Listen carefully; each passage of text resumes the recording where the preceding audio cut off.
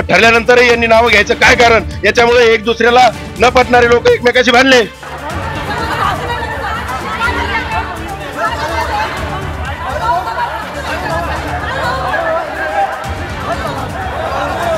म्हणून जर पाटलाचं आंदोलनाला कुठेतरी गालबोट लागावं यासाठी हे कृत्य या ठिकाणी केलंय का?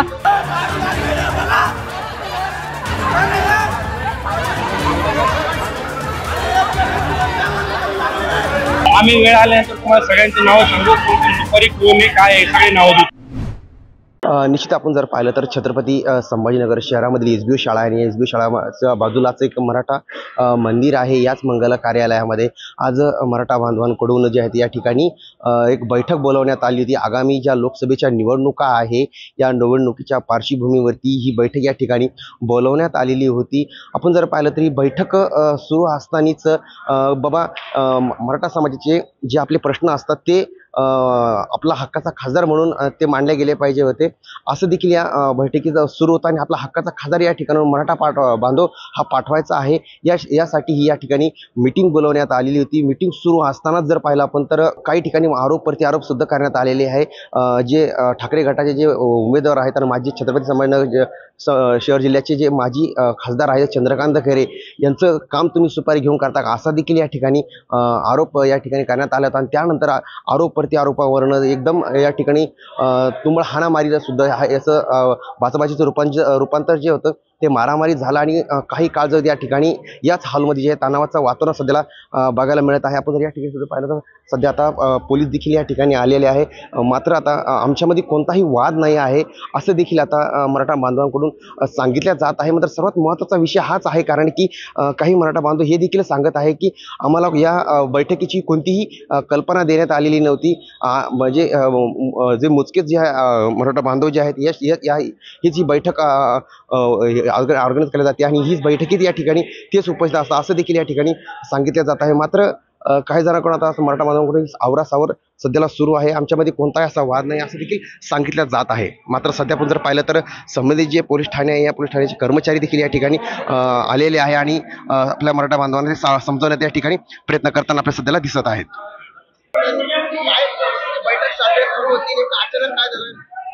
हे खंडणीखोर लोक आहे साहेब, त्यांनी खंडणी गुन्हेत आलेले आहे आणि आम्हाला त्याची माहिती आम्हाला प्रत्येक वेळेस हे प्रत्येक मिटिंगामध्ये असे घाण करतात। म्हणून आम्ही म्हणलो की अशा खंडणीखोरांना तुम्ही बैठकीमध्ये बोलवू नका, बैठकीमध्ये तुम्ही बोलू नका। आणि समाजाचा याच्यामुळं काय होऊ लागलं, सगळं समाज बिखरले गेलेलंच आहे। आम्ही 2016ला ज्यावेळेस मराठा क्रांतीची मिटिंग आम्ही करायचो साहेब, तर इथं जागा पुरायची नाही आणि आज असे खंडणीखोरामुळं मोजके लोक येऊ लागले, वोटरमध्ये सारखे मोजके लोक येऊ लागले। हे लोक खंडणी घेऊन पैसे घेऊन येऊ लागले लोकांकडनं। मग असं मराठा समाजाला तुम्ही असंच बिखरायचं का?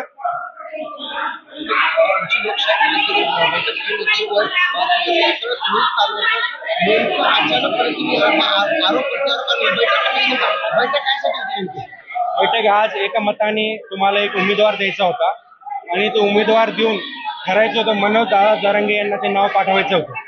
पण काही असे खंडणीखोर सुपारीखोर लोक इथे येऊन त्यांनी या मिटिंगचं धिंगाणा केला, म्हणून त्यांना आम्हाला सगळ्यांना त्याला बोलावं लागलं की तू इथं थांबू नको, तू चालले जा।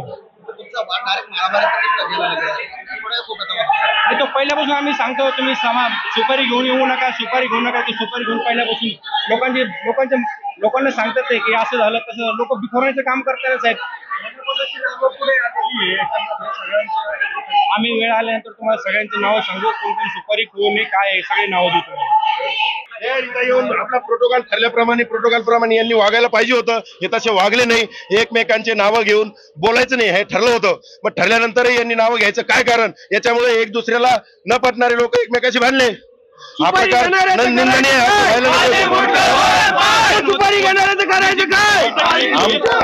आहे। त्यामध्ये 2 नावं समोर आले, जेव्हा इकडून लोक मारत होते ते म्हणत होते चंद्रकांत खैरेंची सुपारी घेतली आणि काही लोक विनोद पाटलाचं समर्थन करत। एकमेकांना माहित असणाऱ्या लोकांनी असं केलं असेल, असं काहीही नव्हतं। समाज म्हणून आलेले एकत्र हे लोक होते। आम्ही मेसेज बघून काकडे पाटलांनी टाकलेल्या मेसेजमुळे आम्ही सगळे एकत्र आलो होतो, परंतु प्रोटोकॉल असा ठरला होता की बाबा हो, आपण ज्यावेळेस बोलत असताना कोणी कोणाचं नाव घ्यायचं नाही, परंतु या लोकांनी कोणाचं ऐकलं नाही। न ऐकल्या कारणाने एकमेकांमध्ये लढा झाला। हा प्रकार व्हायला नको होता, हा निंदनीय आहे, परंतु आता त्याला काही करू शकत नाही। आम्ही एकत्रच आहोत, आमचा एकच समाज आहे। आंतरवाली सराटी या ठिकाणी जी 24 तारखेला बैठक झाली त्या बैठकीमध्ये दादांचा असा आदेश होता की गावोगावामध्ये जाऊन कॉर्नर बैठका घ्या आणि तालुक्यामध्ये जिल्ह्यामध्ये बैठका घ्या. जनमानसाचा काय आवाज आहे, जनमानसाच्या मनातला कोण उमेदवार आहे, हा उमेदवार समोर आला पाहिजे. त्याचं कार्य, त्याचं कर्तृत्व, त्याने समाजासाठी काय काम केलेलं असं व्यक्तिमत्व समोर येणं गरजेचं होतं.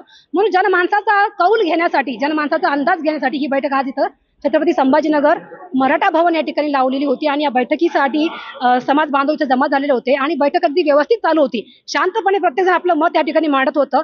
परंतु काही कारण नसताना, कुठलाही वादविवाद नसताना 2-4 समाज बांधवांनी उठून अगदीच आमच्या एका समाज बांधवाला मारलं. पण काही त्याला म्हणजे कुठलाच काही त्याचा वादविवाद झाला नाही किंवा काहीच नाही. असं मारलं की अगदी आता आपण सांगू शकत नाही. परंतु मला असं वाटलं की कुठेतरी समाजाला गालबोट लागावं, मराठा क्रांती मोर्चाला गालबोट लागावं किंवा कोणतं मनोज जरांगे पाटलाच्या आंदोलनाला कुठेतरी गालबोट लागावं, यासाठी हे कृत्य या ठिकाणी केलंय का असा प्रश्न मला पडतोय. कारण समाज बांधव, मराठा समाज हा आपल्या सर्वांना माहिती आहे का शांतप्रिय आहे. आतापर्यंत 58 मोर्चे इतके शांततेत काढले आहे. परंतु आजच्या बैठकीमध्ये जाणून बुजून हा गोंधळ करायचा काही लोकांचा प्रयत्न होता, हे याच्यावरून दिसून आलेलं आहे.